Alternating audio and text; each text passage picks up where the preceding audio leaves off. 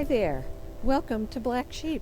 I'm Nancy from Black Sheep Knitting, and we're doing our weekly video cast or podcast or video, whatever. And I'm sitting here with Giovanna, who works for us, and she has um, a wonderful tale to tell of her knitting journey, and then she's going to demonstrate something as well. And I see why Giovanna gets so much knitting done. That even as she sits here, she has to be knitting. Sure do. You could tell us first what you're wearing. Yeah, so I am wearing the Cinnabar shawl by Andrea Mowry. This is knit out of Spin Cycle Wilder in their natural color. I think it's discontinued at this point, but you can use metamorphic instead. And then dyed in the wool in my favorite color, The Saddest Place. So that is what I'm wearing today. Mm-hmm. And I am knitting a test knit for Tori Yu. It is one of her Avenue tees, knit out of Ritual Dyes Unline, which is their Undyed, yeah. Their cotton linen blend. Oh, wow. So it's a fingering weight t-shirt for the summer. So I have to tell you, and I'm not sure how old Giovanna was, but I've known you since you were quite young. Small. Do you remember when you first started coming here with your mom? I was probably in elementary school. Maybe. I was thinking you were maybe 8 or 9 or something like that. What age is that? That's 3rd grade. Okay, sure. 3rd or 4th grade. There we go. Something like that. So, Giovanna's mother is a knitter, but Giovanna started knitting. You were making teddy bears or something, weren't you? Yes. My teddy bears were my first entry into knitting. And Nancy, my mother, always joke because the heads of my teddy bears were kind of misshapen. My decreases were not, they weren't aligned. So there was a baby Bobby Bear pattern. The heads were a little shaped either this way or that way because the decrease didn't line up. But I did make probably 5 or 6 teddy bears. Wow. But since then, she has become a master knitter. Yeah, don't use that. Don't hold that against me. But Giovanna teaches a Thursday night class here and a lot of workshops as well. But you're knitting all the time, right? I'm knitting all the time. I'm knitting while I'm walking. I'm knitting while I'm shopping. That's right. You're at Vogue Knitting. I was at Vogue walking and knitting. I go to the mall and I take my knitting with me. Do you? I do. Amazing. I do. So How I have do knitting. you not walk into doors? Because I'm not looking. She doesn't have to I don't have to look at my knitting. I don't either, for the most part, unless I'm doing something like weird. lace or but if you're fables. just doing plain old stockinette, you don't have to look. Exactly. You don't need to look. That would make a great class. Yeah, no, not looking at knitting. Yeah, no, we did do that once with. You did speed knitting with Bruce. Bruce Weinstein, who was a guy who has come and done it in several workshops, and he put blindfolds on everybody. That's so cool. Was very funny. So you have some ideas for new workshops. I do. Coming up. So why don't you tell us a little bit? I think we should do a Ravelry workshop, but split it into a beginner and advanced. So beginner Ravelry is you log on, you find your pattern, you log off. Okay. That's what you know how to do. Yeah. And you find the pattern you already know that you want to knit. Yeah. It's not like you're looking for a new pattern. Yeah. The advanced Ravelry is I want to know how to use the search function. Use the pattern kind of filter feature and find exactly what I want to knit. I want to use the forums. Yep. I want to post my projects. I want to be able to track what I do.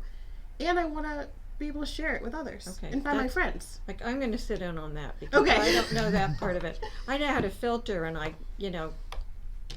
can get, pretty much anything I want. Yeah. But as I see people come in the shop, they really don't have a clue how to look for, if they have a certain yarn, they don't know how to find patterns for that, or vice versa. If they have a pattern, they don't know how to find yarn. So there are wonderful filters on. Yes. And the genius women that started Ravelry, have just refined it so much over the years. I used to think it was a secret society or some knitting society when at first a woman who worked here told me about it, and it was just, I thought it was something that only certain people could use, and it was very funny. So No, it's accessible to everyone. Yeah, And it's yeah. free. yeah, It's free. Great. So the other workshops, Then we'll do a cast on bind off duo. So that might be over 4 classes, or we'll split it up into 2. okay. We'll do the tubular cast on and the tubular bind off, because that is notorious for So being everybody is, tricky. But we have a simple way of doing the tubular cast on that takes out all of the frustration of trying to figure out, is that a knit stitch that I just did with my hand or a purl stitch? okay.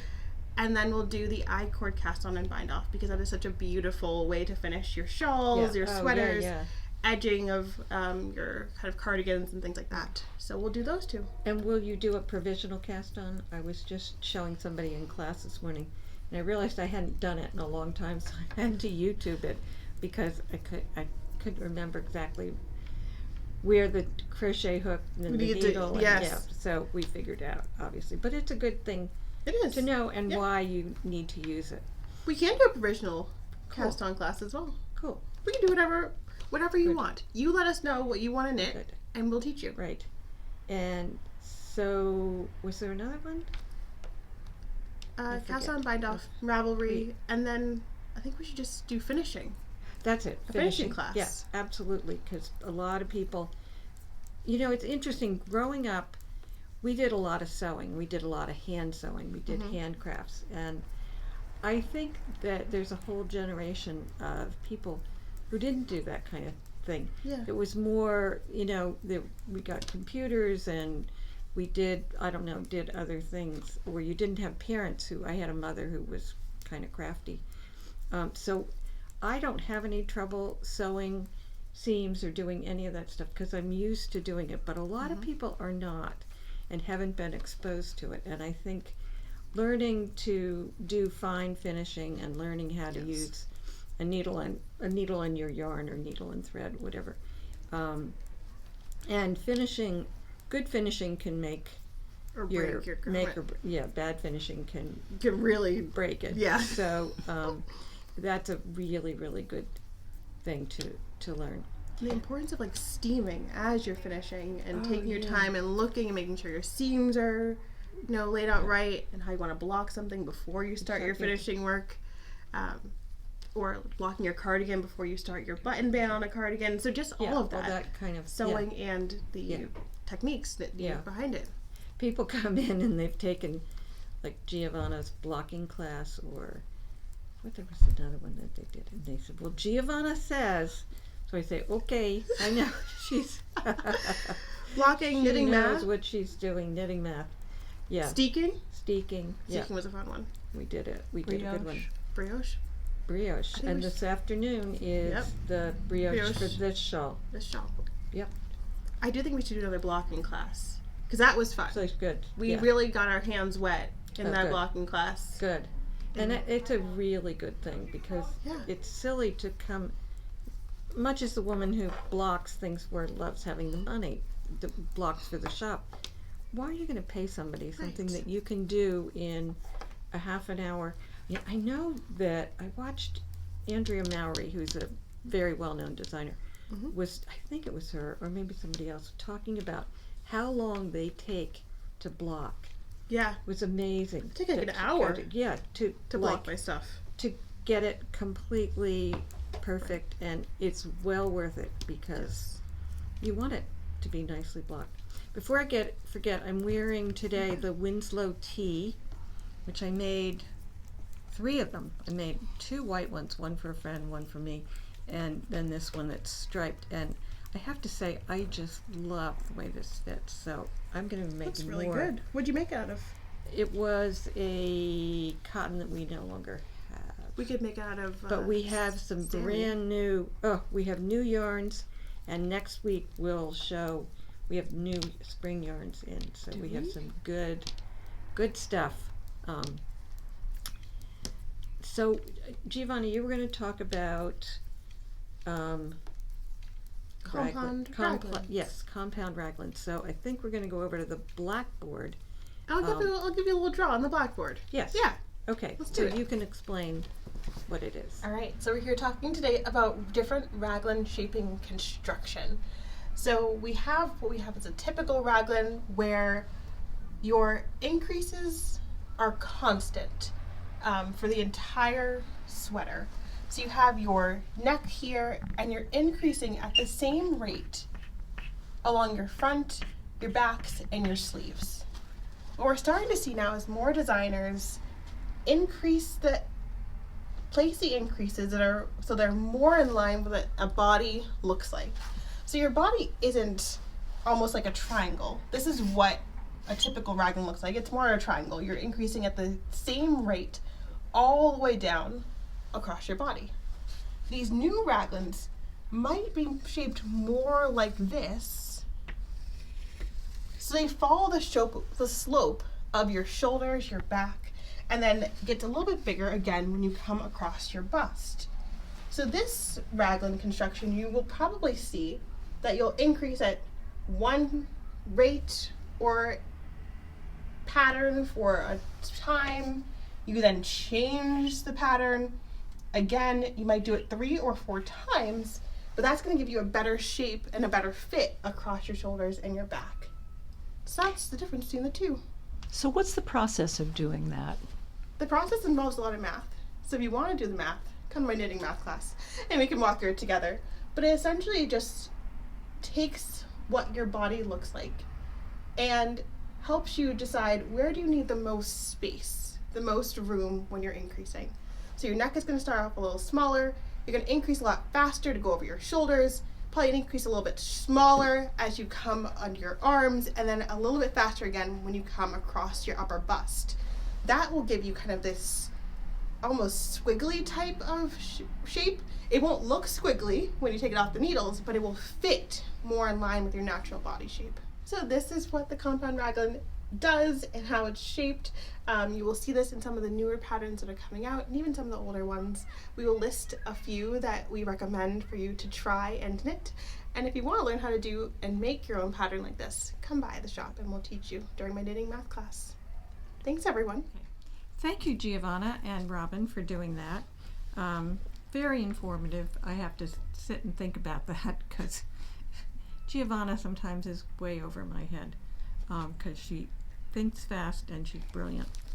So I wanted to give you just a little tease of some spring yarns that have come in, and I'll show them to you now.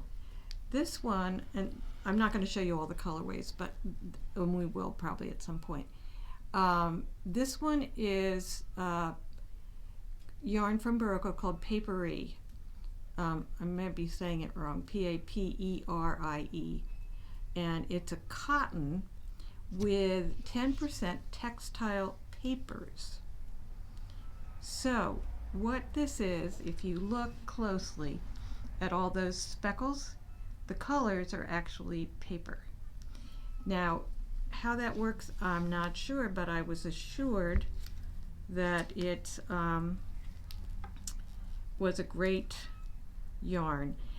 It does say to hand wash in cold water, and it's a, did I just say what it was? It's a Aran weight, so it's 4 stitches over 4 inches, but it comes in beautiful colors. And I'm just saying, somebody was at the door, we're not open yet. The next yarn I have is called Iris, and this one really speaks to me. It's such an interesting combination of fibers.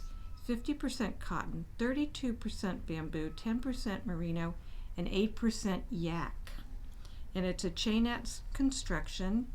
It is 218 yards, and the gauge is 17 to 18 over 4 inches, or 4.5.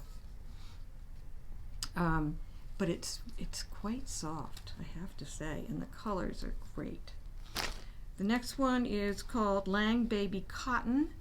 This is a, I just looked and completely forgot. This is a sport weight yarn cotton, great for summer tees. And it is, I believe, 100% cotton. It sure is. And there, don't know what their care instructions are for this, but it is, you could machine wash it in cold water, no drying, delicate cycle.